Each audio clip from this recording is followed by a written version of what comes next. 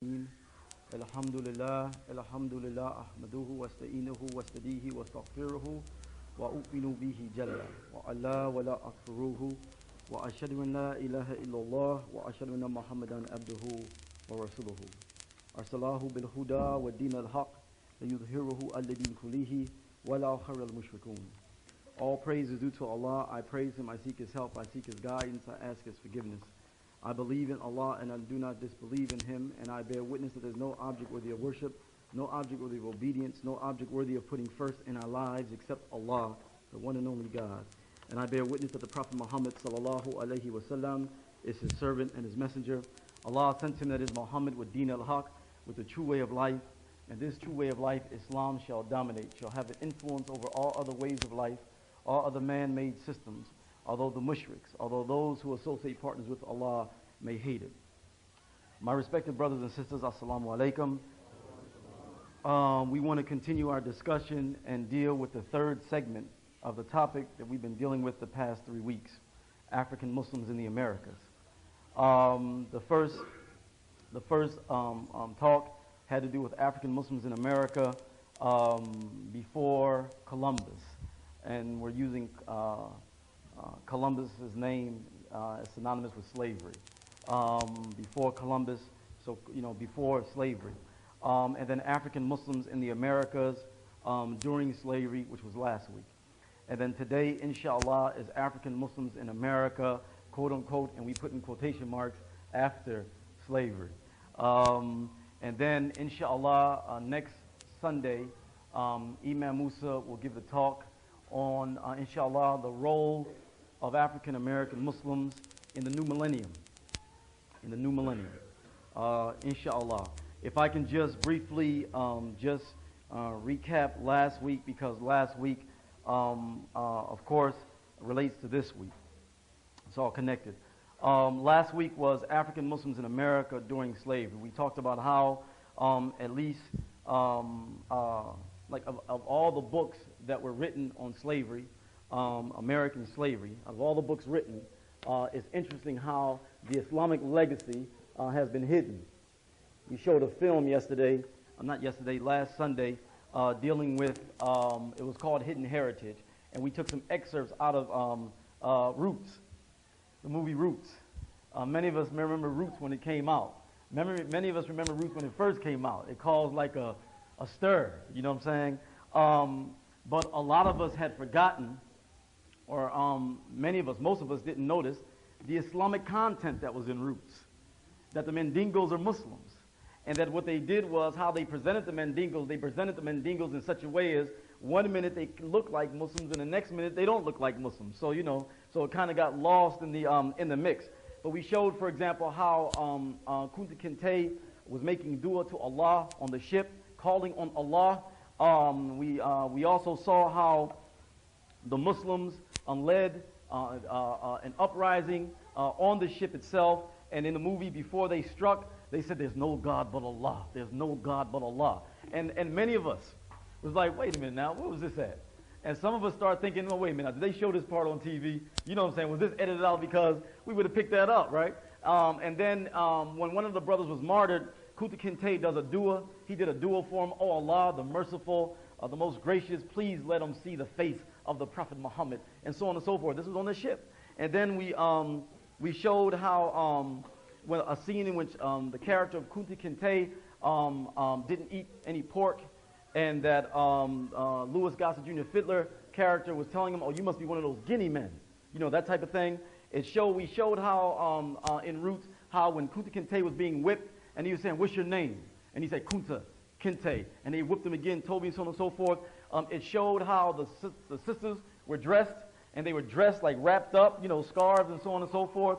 And then there was a scene in which when the Fiddler character came into the room and the Kunta Kinte was in sajda.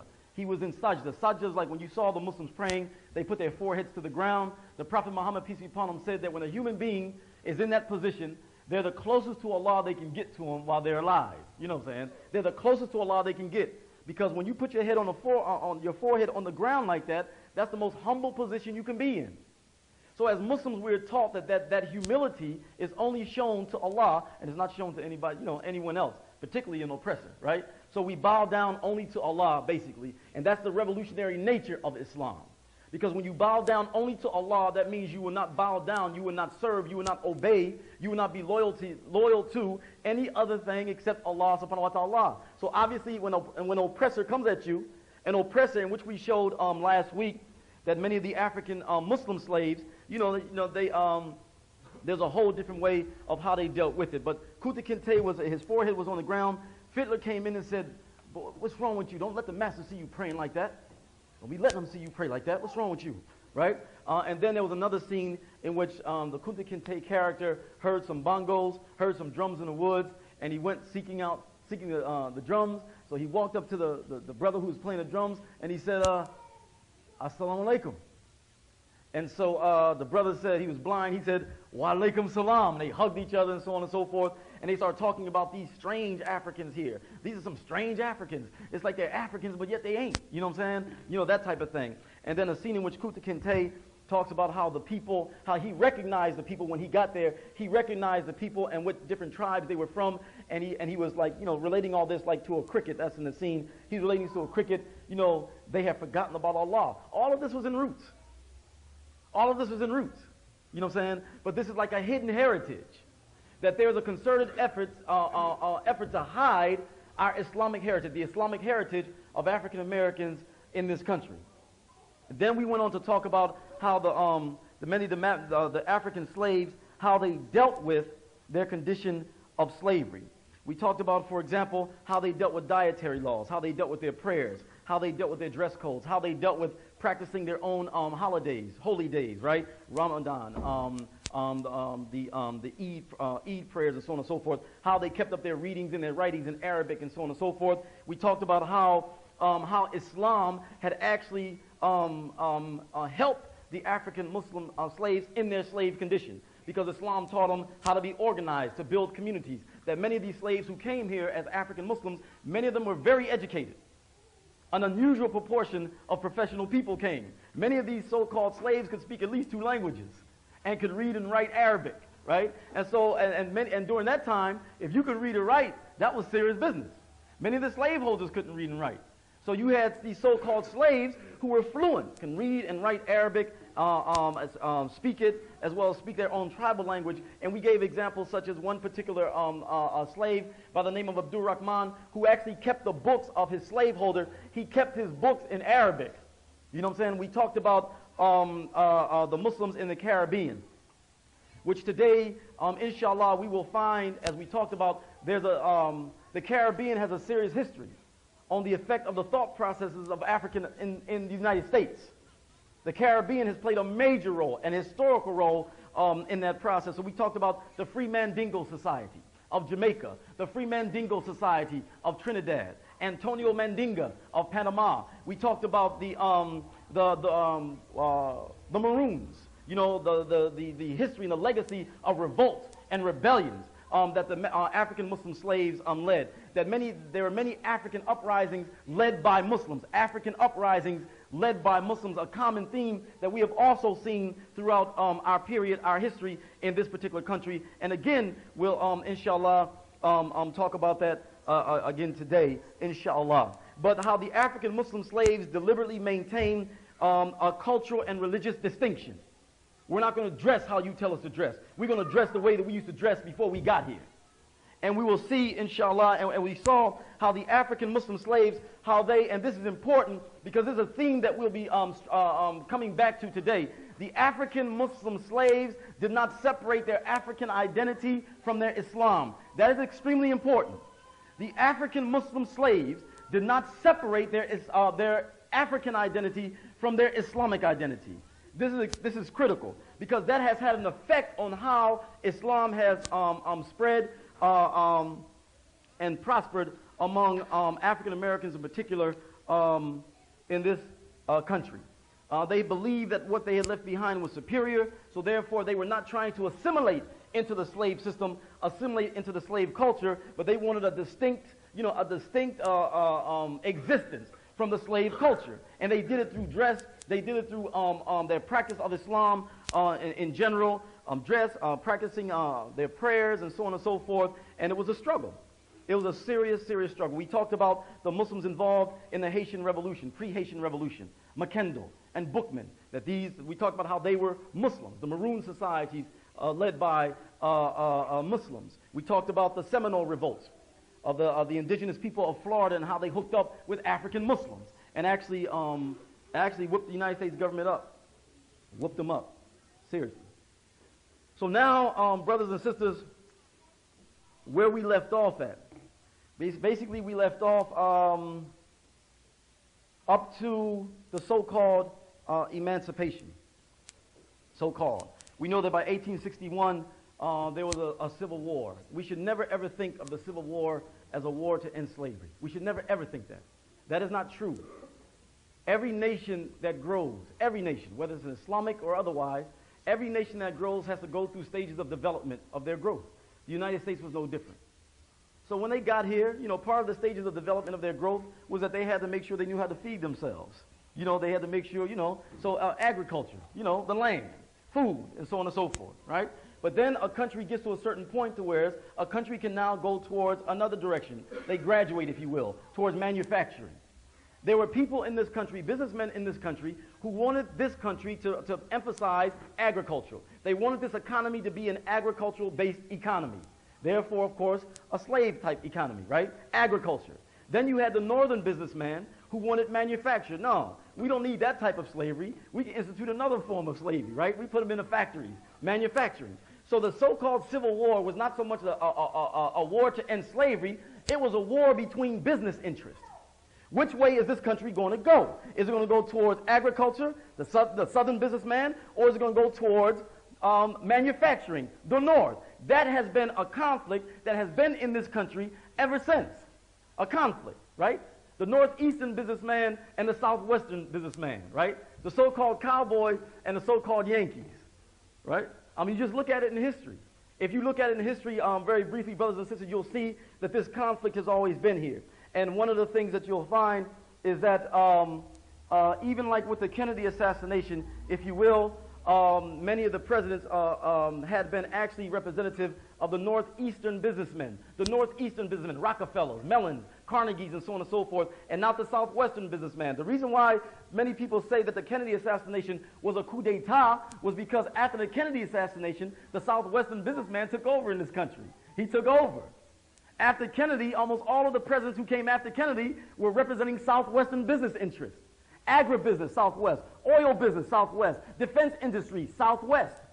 After Kennedy, Lyndon Johnson, Texas, Southwest, right? Then Nixon, right? California, the West. And then, Gerald Ford, that was a little fluke, you know what I'm saying, because what happened, right? And then after Gerald Ford, right? Jimmy Carter, down south. Although he had some ties to the northeastern business establishment, Jimmy Carter, down south. After Jimmy Carter, Ronald Reagan, California, the West. After Ronald Reagan, who? George Bush, Texas. Although he too had some northeastern business ties, but Texas. And after George Bush, who? Clinton, Arkansas, the South. The southwestern businessman is in control now of this country. He's in control. It was reflective in the culture. All of a sudden, the television programs started changing. Dallas. You know what I'm saying? Dukes of Hazzard, the good old boys, right? Urban cowboys, and so on and so forth. It started to have an effect on the culture in this country. The southwestern businessman is in control of this country even today. But it goes way back. And one of those times in which the southwestern businessman got into a conflict and a fight with the northeastern businessman was in the Civil War. So it was not a war to end slavery. Even Abraham Lincoln, our so-called friend, when he issued the Emancipation Proclamation, he was saying that the slaves were free in order to hit the South at their economy. What was the basis of their economy? Slavery. So Lincoln says, you slaves down there, y'all free. And what were those southern states saying? Those southern states were saying, y'all don't run us. Y'all don't run us. Matter of fact, we are seceding from the Union. We breaking off. So Lincoln talking about y'all free. And he has no jurisdiction over them, right? But y'all leave and come up here, no problem. Now what did Delaware do? Delaware said, look here, we don't want to break away from the Union. We want to stay with the Union. Lincoln said, okay, no problem. You can keep your slaves. You can keep your slaves, right? So the Civil War was not a war to end slavery. It was a war against business interests. You know, Allah says in the Quran, you think their hearts to be united, but their hearts are not united, right? So it was a war against those types of interests. But up until 1861, my respected brothers and sisters, unfortunately, the Islam of the original African slaves was basically just about defunct, right? But we talked about the values that they brought, the values of resistance and revolts. Not just resistance and revolts, but we also talked about last week about that the African Muslim slaves had a strong desire to return to Africa. A return to Africa. A return to Africa. We can't underestimate how strong that desire was. And we can't underestimate how much that had an influence on other slaves, other African slaves. We cannot underestimate it because it was a major, major desire to get back to Africa. We talked about the Mandingo, the Free Mandingo Society. And although they were able to save some of their little money, you know, they were able to save some of their money and brought their own freedom, and then from there brought their own land, and then from there build their own houses, started their own businesses, helped to buy other Muslims out of slavery, and so on and so forth. They were still not content with that. True freedom meant to them that we got to go back home. We got to go back home. So in the Caribbean where most of the African Muslim slaves were, and where they outnumbered the slaveholders, there was a big push. We got to return to Africa. We got to return to Africa. A return to Africa. All that came under the category of revolts and rebellions against the slave system. A return to Africa. So we talked about the self-determination that the African Muslim slaves had brought in, being self-determined, and their level of education, as we talked about earlier. That even the slaveholders themselves, it is written, and we talked about it last week, even the slaveholders themselves remarked how these African Muslim slaves, they're superior to the other one. They're educated and so on and so forth. But the slaveholder was ambivalent. He knew that the African Muslim slaves were like more educated and so on and so forth, but he also knew too that they also brought with them a tradition of rebellion and resistance and revolution. And we likened it like on our jobs, when non-Muslims deal with us, especially of the dominant culture, so-called white folks, when they deal with us and they see that we Muslims, they know that, man, they own it. But they also know too that we'll stand up to them. You better come correct. You better come correct. Right? So the slaveholder had, he was ambivalent towards these African Muslim slaves. Now, the core values. The core values. Indeed, in the antebellum period, no other groups of blacks in America had a religion that articulated these values more effectively than the African Muslims.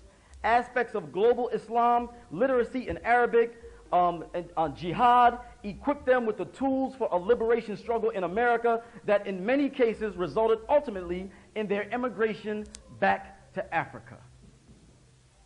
Back to Africa. So Islam was a weapon of liberation. Another theme that we will return to, right? The first theme, of course, that the African Muslim slaves did not separate their African identity from their Islamic identity. No separation.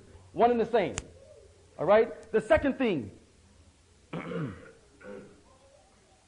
excuse me. The second theme, the liberation. The liberation, right? The emigration back to Africa. As we said, some of us used to think actually that it was Islam came out of black nationalism and Pan-Africanism. We no longer think that anymore. And may Allah protect you from those who are ignorant. Pan-Africanism came out of Islam. And black nationalism came out of Islam.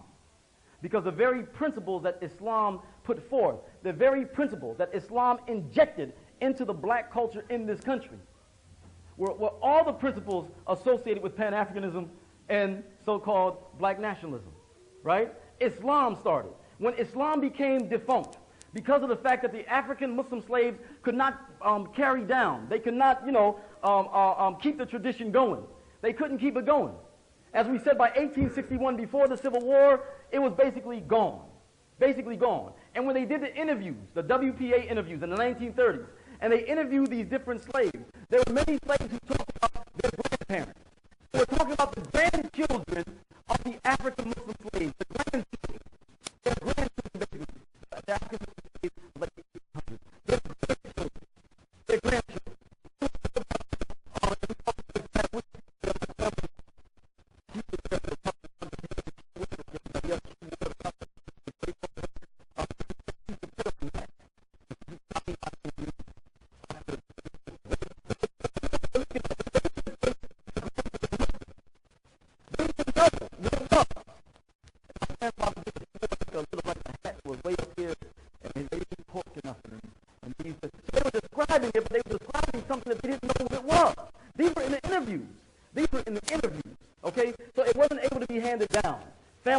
Up. There were no institutions, no Muslim schools, no masjids and so on and so forth, no institutions to hand things down, so it was lost.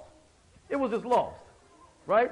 Another thing we talked about, and I want to emphasize today, again, because sometimes we have a tendency not to forget about this. Remember we talked about 1502 was when the first African Muslims came to the New World, so-called, the America, 1502. And we subtracted that from 1865, the supposed end of slavery, 363 years. And then we took 1865 and subtracted it from 1999, 134 years. So we were in chattel slavery longer than we've been so-called free. And then I did some other dates. For example, like my particular generation, my grandfather was born around 1906. Subtract that from 1865, that means that when my grandfather and my generation, when my grandfather was born, if you subtract that from 1865, slavery was only ended 41 years ago. 41 years ago, when my grandfather was born. And my father was born in 1936. You subtract that from 1865, so when my father was born, slavery had ended 71 years ago. We have a tendency to underestimate just how short it's been since we've been so-called out of slavery.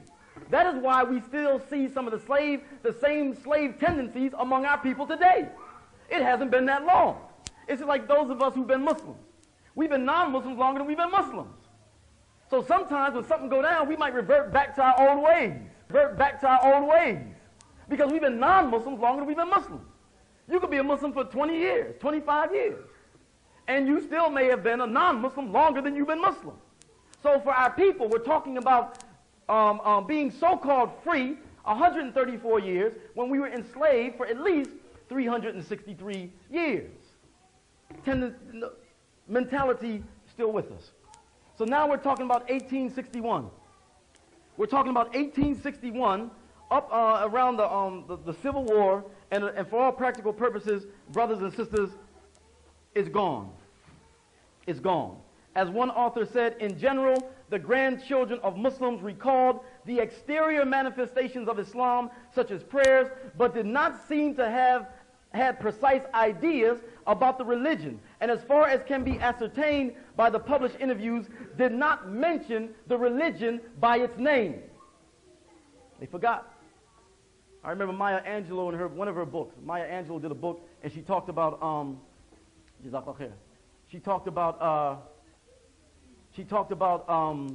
her grandmother, and she said she didn't know why, but her grandmother used to make them like wash their hands up to the elbows, and wash the feet up to the ankles, and wash over their heads and their face. She said she didn't know why her grandmother told her to do that, but anyone who's Muslim knows that is how, when you get ready to pray, we have to wash before we pray, and those are some of the parts that we have to wash. But she said that this is what her grandmother used to make them do, but she didn't know why. That Islamic heritage that is within us, that many African Americans in this society, including the hardcore Christians, got Muslims in their heritage. Straight up Islam in their heritage. The miracle, my respected brothers and sisters, is when it was defunct, basically, by 1861. The miracle is how it came back. How it came back. How it made a move back into the consciousness of African Americans. And that, inshallah, is what we want to deal with today. Inshallah. Now, again, the values that were influenced by Islam in the African American culture, I want to say that some of them again: education and literacy, self-determination, resistance and revolts and rebellions, and a return to Africa. These were major themes that influenced African American culture, even with Islam wiped out of the original African Muslim slave population: education and literacy, self-determination, resistance and revolt and rebellions, that tradition to resist, to revolt, and a return to Africa, a return to Africa. Now, in order for us to deal with a bridge, one author calls it a bridge between the old Islam and the new Islam. I'm not sure if we can call it that, but for the sake of discussion, he refers to the old Islam, okay, and the new Islam. The old Islam, he's talking about the Islam of the African Muslim slaves. The new Islam, he's talking about the resurgence of Islam in the 20th century, the 1900s.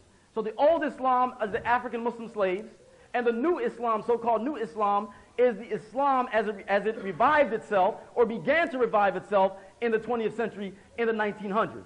He talks about, and rightly so, historically, it's correct, he talks about that the ideological connection, the ideological bridge between the old Islam and the so-called new Islam was Pan-Africanism. The ideological bridge between the old Islam and the new Islam was Pan-Africanism. That there arose in the late 1800s, mid-1800s to late 1800s, a group of people. Remember, you had two groups of Africans in this country.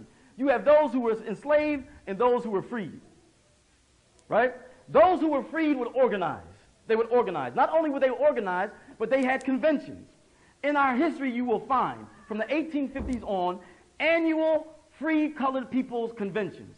And these conventions, mostly taking place in Philadelphia, these conventions had to do with free African Americans coming together and deciding on a course of action. What do we do? What should we do? How should we handle this thing? It's in the books. It's in the books. So the free Africans in this country would have a discussion on what is the most viable plan that we should implement in order to deal with this condition that our people find ourselves in, right? The main ideological ideology that was put out, the plan was Pan-Africanism. We got to go back to Africa. We got to get out. And one of the things that called that was the Slave Act of 1850. In the Slave Act of 1850 that came out, the slave holders, the slave catchers, could come up north and snatch anybody, and take them down to slavery. It wasn't just about going up and going after a runaway, which was bad enough, so-called runaway, which was bad enough. They could go up and snatch any African walking the street and bring them down to slavery. That caused some serious discussion, major discussion on what should we do. So of course, the whole option, we got to get out of here. We got to get out of here. We got to go to Africa. We got to get out. So different plans were presented, right? And also in 1857, you had the Dred Scott decision. The Dred Scott decision, the so-called Supreme Court said that a Negro, like the white man is not bound, a Negro has no rights that a white man is bound to respect. Like, you know what I'm saying? Like, you ain't got no rights. Y'all ain't got no rights that a white man is bound to respect. 1857, again, the whole notion, we got to get out of here. We got to roll. And then even after, so-called after slavery, when a new form of slavery was instituted in down south, in which many of the former slaves were put into debt, the sharecropping system, and they were put further and further into debt. Many slaves said, let's go. Nell Painter, the book called The Exodusters, talks about Africans who left that particular down south and went to places like Kansas, Nebraska. Chief Sam and them, right, went to Kansas, right? That's why there's black folks in Kansas and Nebraska today, largely, because of the exodus that they made. After that, and they saw that they were still being oppressed, then the whole thing about, we got to leave this country. We got to get out of here. We got to return to Africa. It is this return to Africa, brothers and sisters, this desire to return to Africa that was influenced into African culture by African Muslims. Because they were the ones who were organizing to go back to Africa and who were going back to Africa. Who were going back. They had Muslims, for example, in Brazil, who were called the Amora. And they went back to Africa, and they would go back to Dahomey and Nigeria. These are Muslims. These are Muslims. It was common knowledge for Africans to go back to Africa, particularly Muslims. They going back. So this is something that was pushed by Muslims. This is a value system that got into the culture, that was pushed. And guess who were the main people pushing it? Africans from the Caribbean. That's not a coincidence. Africans from the Caribbean. Now, there were still some Africans here in America who were pushing it too. But some of the major figures of so-called Pan-Africanism were Africans from the Caribbean, where the most predominant Islamic influence went down. Haiti, right? Jamaica, Trinidad, Panama, and so on and so forth. The most serious Islamic presence was there. Now, again, first point, again, Africans not separating their Islamic identity from their African identity. Brothers and sisters, why is this critical? This is critical, brothers and sisters, because you see, by the African Muslim slaves not separating their Islamic identity from their African identity, Islam, from that point on, among African Americans, always became associated with black consciousness. Pick up on it. By the African Muslim slaves not separating their African identity from their Islamic identity, Islam among African Americans would forever be associated with black consciousness. That is important. That is very, very critical. The question now becomes, because today it's all like just about the same thing. How do we then take this Islam and black consciousness among African Americans without becoming nationalists? That's the question. That's the question. Because the fact that it is associated with black consciousness among African Americans is indicative of our history. That's indicative of our history. And you can't deny that history. Because to give Islam to African Americans without associating it with black consciousness, it's like giving African Americans an Islam that doesn't relate to the conditions that they find themselves in. And the African Muslim slave did not say, we got to get an Islam that we got to change it to fit our conditions here in America. The African Muslim slave said, in order for us to survive, we got to go back to our way of life that we had before we got here. We got to bring our way of life that we had over there, we got to bring it here, and we got to live it here. That's how we will survive. Now, of course, they couldn't go on Hajj. There were certain things they were not able to do, but what the African Muslim slaves tried to do was try to practice their Islam as close as they could under the circumstances they were in. They didn't come up with any excuses, well, we need to change it. That's important. The African Muslim slaves didn't say, well, we need our Islam, but we need to change it, though. We need to change it. We got to alter it and change it. No, they said we got to practice it as much as we can. We got to get as close as possible. In spite of the situation that we are in, we got to get as close as possible to our way of life that we had before we came here. That is critical, very critical. Because in the 20th century, we saw a trend to try to take Islam and in trying to get it to fit our own particular situation, to change it so drastically that you went outside of the pale of Islam. We'll get into that in a minute, inshallah. But that trend, though, black consciousness and Islam. So our brothers and sisters who are here, who are not, who are of a different nationality, understand that when we present Islam, particularly to African Americans, and that black consciousness strain is in there, it's not nationalism. It's not nationalism. If you studied our history, you will see that has been all in our history. Black consciousness and Islam. Black consciousness and Islam. African identity and the Islamic identity, one. Now, this whole trend. Another point. If you also look at the African American in general, you will see basically, I'm speaking generally, that there are two basic strains. The reform movement and the revolutionary movement. The reform movement, for example, like people like Frederick Douglass. Not to take anything away from Frederick Douglass at all, but Frederick Douglass was a reformer. He's a reformer. You couldn't classify Frederick Douglass as a revolutionary. He was actually a reformer, right? And then you had a revolutionary strain. A revolutionary strain. This revolutionary strain was particularly influenced by Islam. Because it is in this revolutionary strain in which those African leaders took the position of, we got to have our own. It ain't about just being a part of this system. We got to have our own. Again, that same value that came from the African Muslim slaves, we got to have our own. Our own government, we got to have our own country, we got to have our own land, we got to have our own businesses, we got to have our own. It was that particular strain. That particular strain was very dominant. It was very dominant. extremely dominant. So inshallah,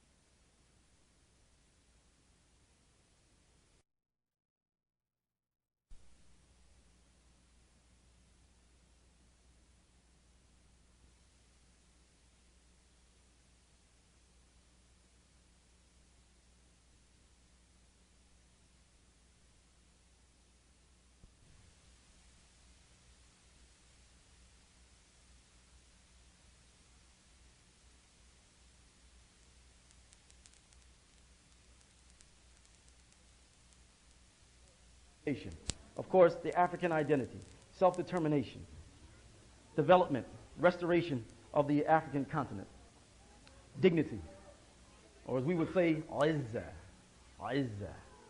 self-respect, power, honor, dignity, rank, and so on and so forth.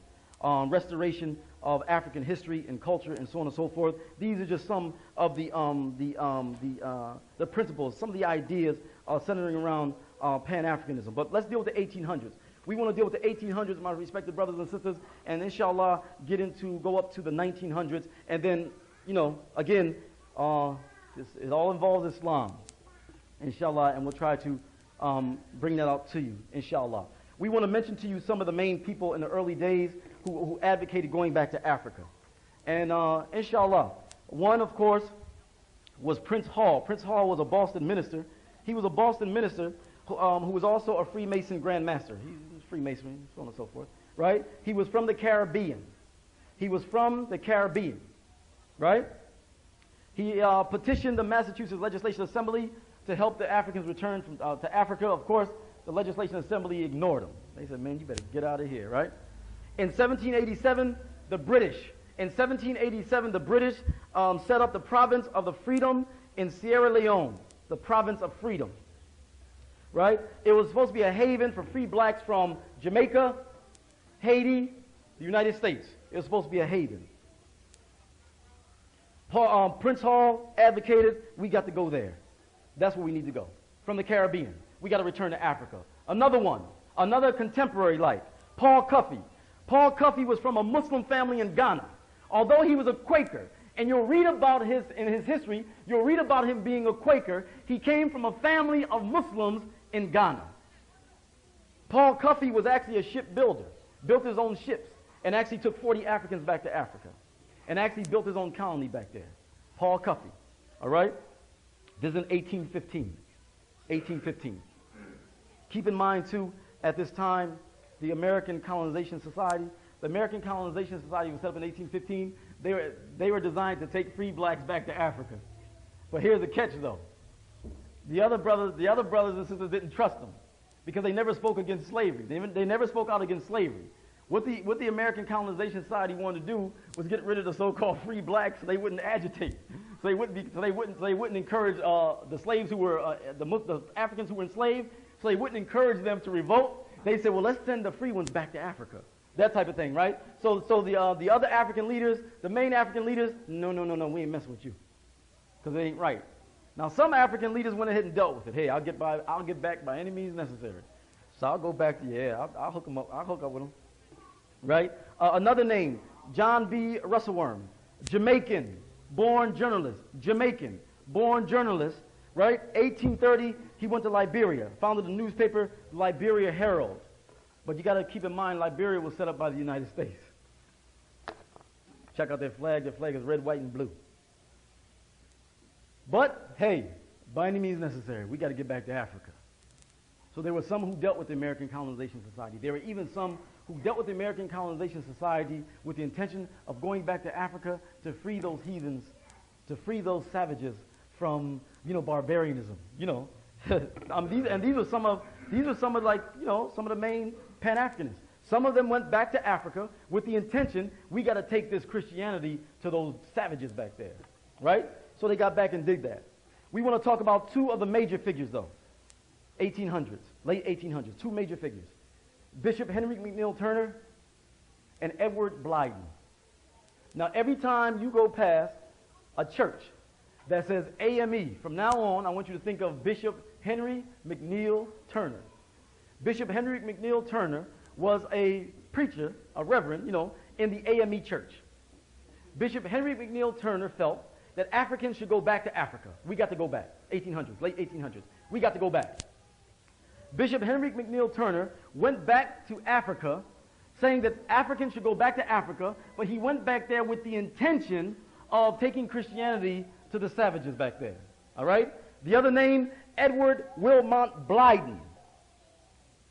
Now, when Edward Blyden is dealt with, Edward Blyden is referred to as the father of Pan-Africanism. This is in the 1800s. The father of Pan-Africanism. Edward Blyden's ideas were so far-reaching that it influenced Marcus Garvey, right? It influenced Noble Drew Ali, which we'll talk about in a minute, inshallah. It influenced a whole another generation of African leaders. Edward Blyden went back to Africa with the intention of helping to spread Christianity as a missionary. And he went back there. Now, there was also something else happening in Africa at that time. Remember how we said a couple of weeks ago, when we study history, history is connected to other events. We can't study history in isolation. That's not the Islamic way. When these Pan-Africanists went back to Africa, to the west coast of Africa, to Western Africa, what was going on in Western Africa at that time? The revolution of Uthman Dan Fodio. Now, he was gone, way gone by that time. But keep in mind, when the Islamic revolution of Uthman Dan Fodio actually took power, it was 1803.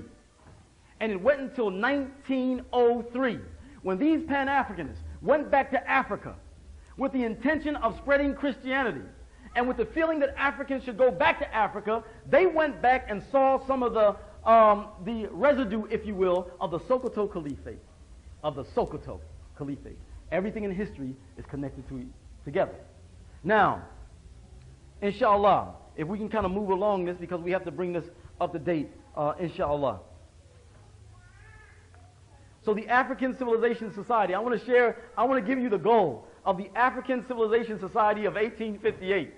The civilization and Christianization of Africa, of the descendants of African ancestors in any portion of the earth, wheresoever dispersed, also the destruction of the African slave trade by the introduction of lawful commerce and trade into Africa, and generally the elevation of the condition of the colored population of our country and of other lands. So therefore, the goal of the African Civilization Society was to Christianize Africa.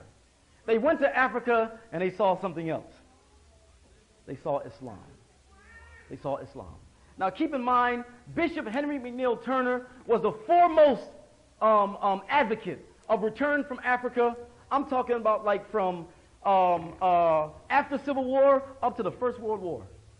He was the foremost known proponent of African people going back to Africa. And again, Edward Blyden was known as the father of Pan-Africanism. Again, late 1800s. Now, Blyden. In a nutshell, Blyden goes to Africa and Blyden sees Muslims. And when Blyden sees these Muslims, Blyden says, you know what? This is different here. This is different.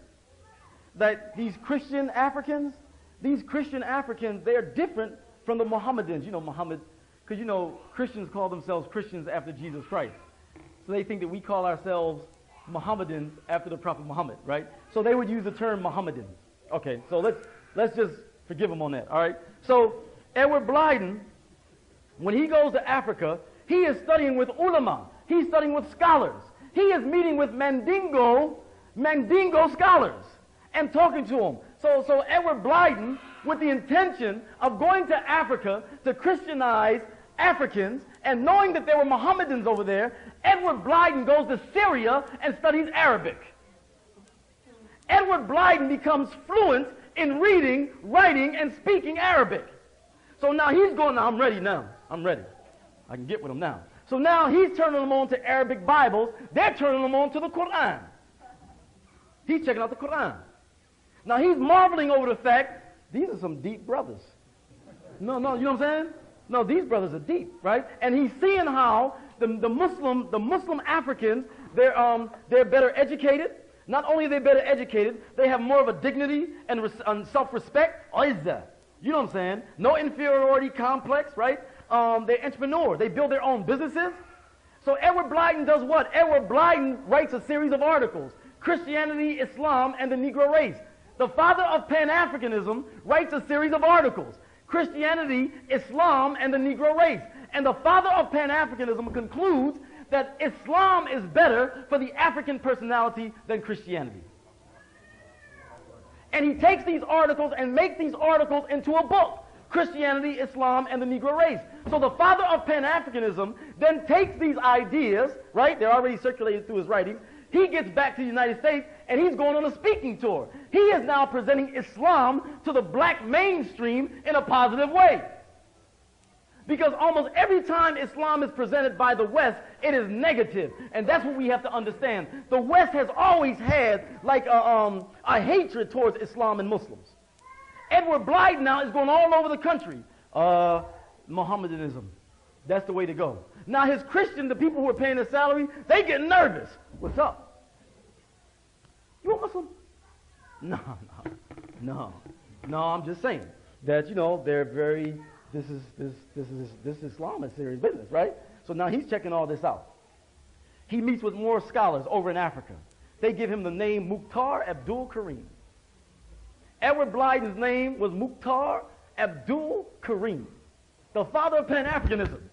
Name was Mukhtar Abdul Karim. And then later on, he basically said, okay, that's it. I resigned my position as a professor of Arabic studies. Now he wants to build masjids on the west coast of Africa.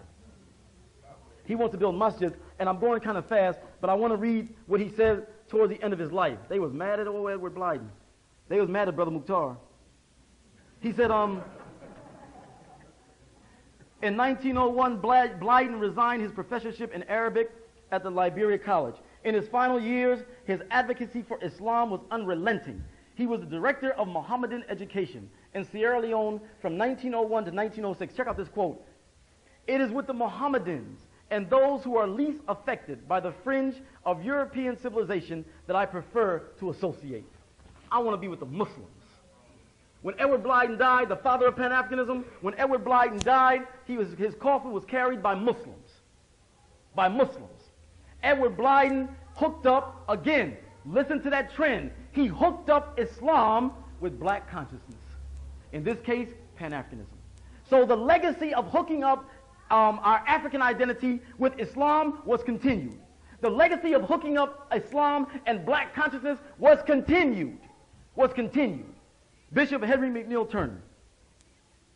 Bishop Henry McNeill Turner got to Africa, and Bishop Henry McNeill Turner said, there's so many quotes that he said. One of the quotes he says, I think that the only ones who can save these Christian Africans are the Mohammedans.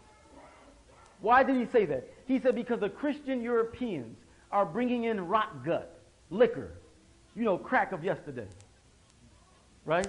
Alcohol. This bishop of the Christian church said that the Christians of Europe are bringing in rot gut, alcohol. Rot the gut, right? Is bringing alcohol into West Africa and causing disunity among the tribes. These Mohammedans don't mess with alcohol. As a matter of fact, they have embraced me. They have embraced me primarily because of my stand against alcohol. So then Bishop Henry McNeill Turner talks about what? He talks about the crescent coming up and illuminating over Africa. That's what Bishop Henry McNeill Turner talks about. Now he talks about it happening also with Christianity. But by Bishop Henry McNeill Turner talking about Islam in a positive, he comes back to the United States and he starts talking about Islam to the black mainstream. So now Islam is making a comeback, brothers and sisters. It is slowly making a comeback from the old Islam, from the Islam of the African Muslims, through the ideology of Pan-Africanism. The brothers went back to Africa and they saw Muslims.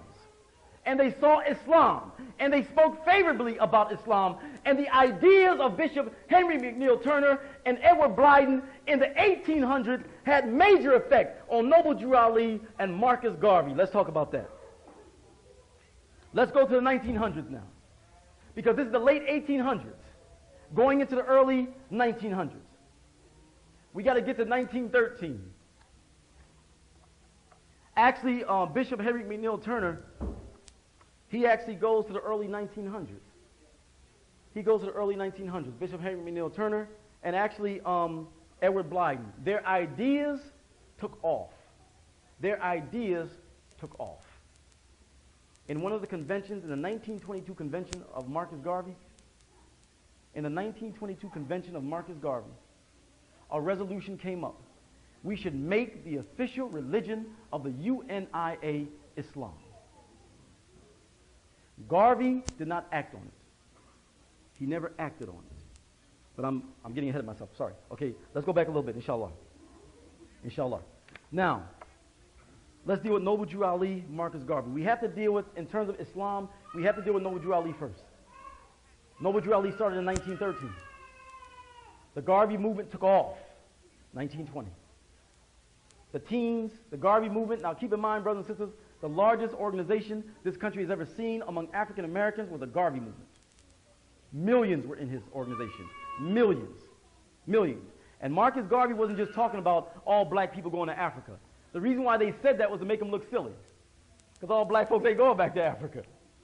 Marcus Garvey was talking about sending technicians back to Africa and building something up.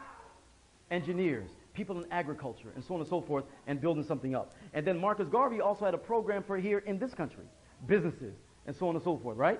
So the whole back to Africa thing of Marcus Garvey was designed to make him look silly. Marcus Garvey was the one who came up with red, black, and green. I say that because back in the 60s, you know how we thought that back in the 60s, red, black, and green came from the 60s. Came in the 1920s. 1920s, Marcus Garvey. Noble Drew Ali. Noble Drew Ali has the first mass movement of, let's say, Muslims. But we'll qualify it. We'll qualify it. Because Noble Drew Ali was a merchant marine. His name was Timothy Drew. He was a merchant marine. Traveled. Palestine, Syria, Egypt, Morocco. Noble Drew Ali traveled as a merchant marine. Right? Timothy Drew. On his travels, he said that the Queen of England gave him the name Noble. And old Ibn Saud gave him the name Ali. And he stopped off in Morocco, and the Sultan of Morocco gave him a charter to teach Islam in America. And when he got back to America, he went to see Woodrow Wilson. And Woodrow Wilson, he said, told me that it will be as, Woodrow Wilson said, it'll be as hard teaching Islam to Negroes as it would be to fit a pair of pants on a horse. That's in the Moorish folk, that's in the Moorish temple, teachings, like, you know what I'm saying? So that's what Woodrow Wilson told him. So Noble Drew Ali in 1915 goes to Chicago. I'm sorry, 1925. He goes to Chicago in 1925, and he is going around teaching in people's houses, basements, in empty lots, and so on and so forth. Noble Drew Ali is now teaching that he is a prophet. Astaghfirullah. Because as Muslims, we know that the Quran says there will be no prophets and messengers after the Prophet Muhammad. The Prophet Muhammad, peace be upon him, said in his last speech, "O people, there will be no prophets or messengers after me, so reason well." Why did he say reason well? Because he said they coming. He said, matter of fact, the Prophet Muhammad, peace be upon him, said, before the end of the world comes, there will have come 28 false prophets. So he said in his last speech, "O people, there'll be no prophets and messengers after me, so reason well." And then he said, "I leave for you two things, the book and my example." Meaning, if you follow those things, and he said it, if you follow those things, you will not go astray. So Noble Drew Ali, he starts the Moorish Science Temple in America, right? Noble Drew Ali also has, he has a Mason background too. If you check out the symbolism of Islam, like anybody who's been in the Masons, and if you got, the Masons actually use Islamic symbolism. And the higher up you go, the more Islamic symbolism that they use. I mean Muslim symbolism, Islamic, the Masons. So Noble Drew Ali also was a Mason, right? He also did a little traveling, as we said. He also went to India because he took some Indian philosophy as well. Noble Drew Ali was also influenced by the teachings of Edward Blyden. He was also influenced by the teachings of Bishop Henry McNeil Turner, as well as some of the other contemporary Pan-Africanists. Noble Drew Ali came back and said, I am a prophet. He wrote up his own book called the Quran. Wow. But keep in mind now, here's how we have to look at this though. Since it was wiped out here, and it wasn't passed on, as Islam revives itself, it's got to repurify itself. It's got to go to a point of purification. Because we're starting from scratch, brothers and sisters. We started from scratch. We had no connection between the old and the new. By the time it revived, it's reviving to an ideology. Pan-Africanism. So now we got to start from scratch. So now we have a situation where we have, again, Islam is still being associated with black consciousness, but is changing the face of Islam. So Noble Drew Ali said he's a prophet. He writes up a pamphlet called the Quran. He says that black people, we are Asiatics, and this whole theme, return to Africa, not hardcore. Noble Drew Ali didn't push